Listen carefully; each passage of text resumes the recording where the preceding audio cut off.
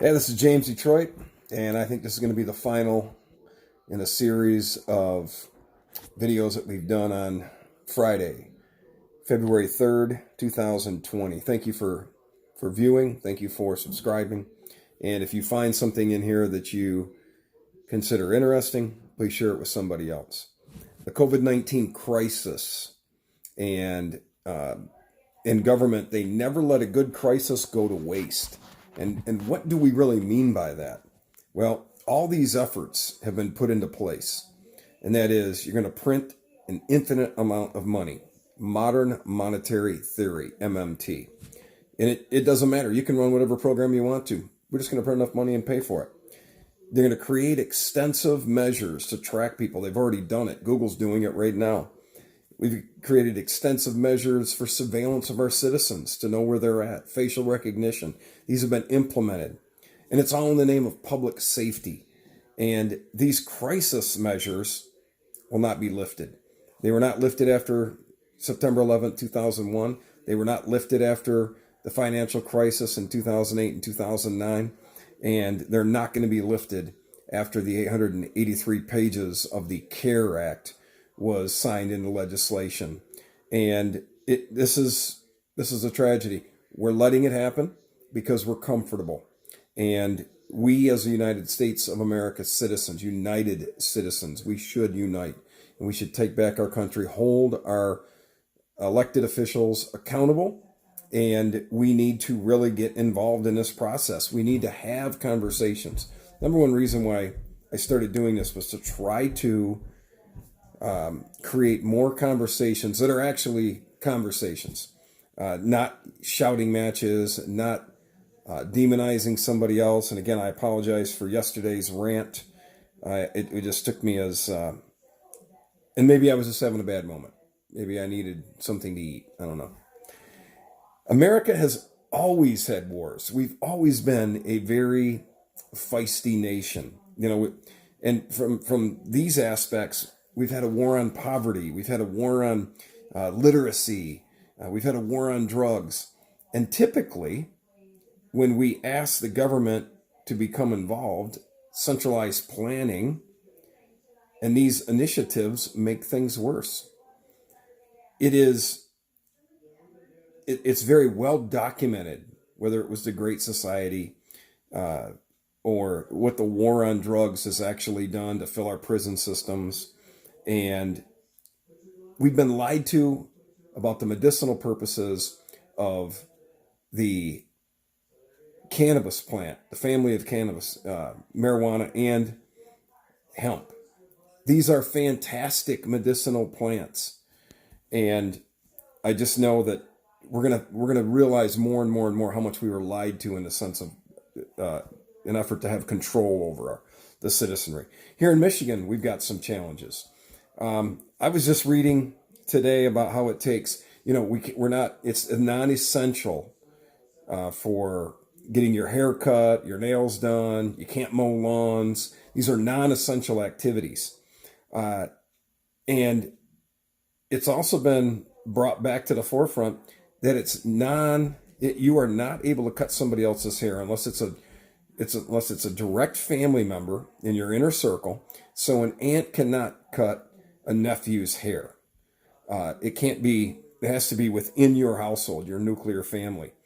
If not, it's a fine and a jailable offense to operate without a license the business of cutting somebody's hair or doing somebody's nails. It takes 1,800 hours to get licensed to cut hair in the state of Michigan.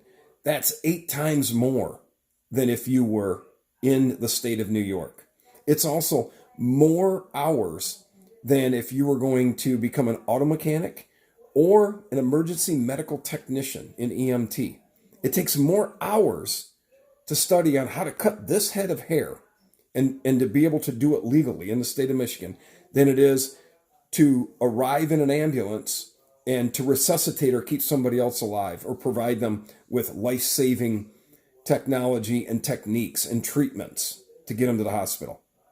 Does anybody else find this to be disturbing? And it's about $20,000 is the average price. All these hoops and you got to jump through and all these fees. This is archaic, and it's overregulation. And what does the state do with all that money? Now, I also see on the signs around the state of Michigan that in 2019, the lottery system gave over $1 billion to education. How are they going to operate education without the lottery? Something seems to be really broken. And again, if I send $1 to Washington, I might get 20 cents. I feel like if I send $1 to Lansing, I ought to get at least 50 cents. But what are they doing with the money? And I might talk about this more tomorrow because I'm reading some more, but I'm trying to keep these things at 5 minutes and I'm already over. Governors in the whole system of healthcare, governors are responsible right now. Governors are responsible for the shelter at home orders. So that means our governor can decide tomorrow, if she so chooses, to say, you can go back to work if you want to. The shelter at home orders are now up to the governors themselves.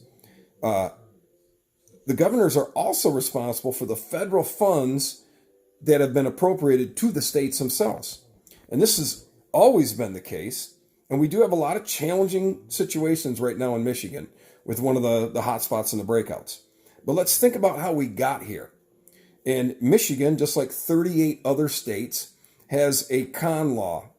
The con law is certificate of need. That certificate of need is a designated process to decide whether or not you can build new hospitals, provide new beds. And as I read, guess who's on the con law board? It's the existing people in the state of Michigan that already own hospitals and operate hospitals. Now, I can only imagine that it's Spectrum, it's Ascension, it's McLaren, it's Henry Ford, it's Beaumont, it's these big names of hospital conglomerations that's going to decide whether or not we could. So even if the Governor Snyder or Governor Whitmer, decided they wanted to build 5 more hospitals just to be more competitive, or if there were 10 of us that had, $50 million, we wanted to build a hospital, we'd have to go in front of this con board and the certificate of need appropriations board to be able to decide whether or not they're going to let us do it. It's not a free market. This is crony capitalism right here at the state level. And there's 38 total states that have this. Now, according to what I'm reading, the federal emergency paperwork appears to have sat on the governor's desk in Michigan for somewhere between 10 and 14 days. There's different reports coming through. The justification after the letter was written from the Republican-held Congress of Michigan asking, why are you not signing this? She was busy on television stating that Donald Trump was not working, criticizing we need to declare this a state of emergency, and yet the paperwork was sitting on her desk. These are what the reports are coming out and saying. We're not seeing this in the mainstream media, but these are troubling reports. Bottom line is, we have consistently been lied to through this process, and it's made it worse. Now, it's been changing data that we get because, first of all, the World Health Organization lied to us, and the Centers for Disease Control lied to us, and they were speculating based on the numbers that they were receiving from the WHO, the CDC was. So then the federal lawmakers were giving us the best information they had, but it still ended up being a lie. And our state lawmakers are telling us that the president's not working with them, not declaring a state of emergency for Michigan, and yet the paperwork was sitting on the desk. The data has changed consistently.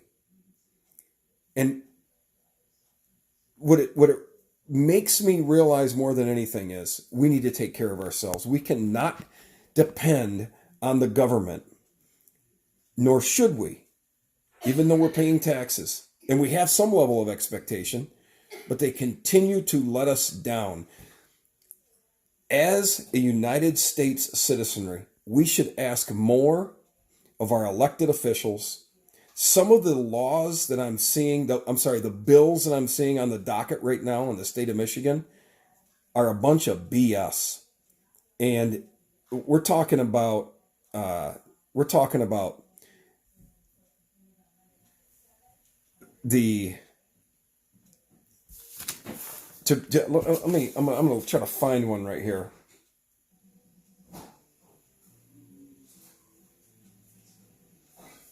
Okay. We have legislation that is requesting that if you choose to teach sex ed in the state of Michigan, then you need to be able to teach gender decision making along with that sex ed. What are we doing?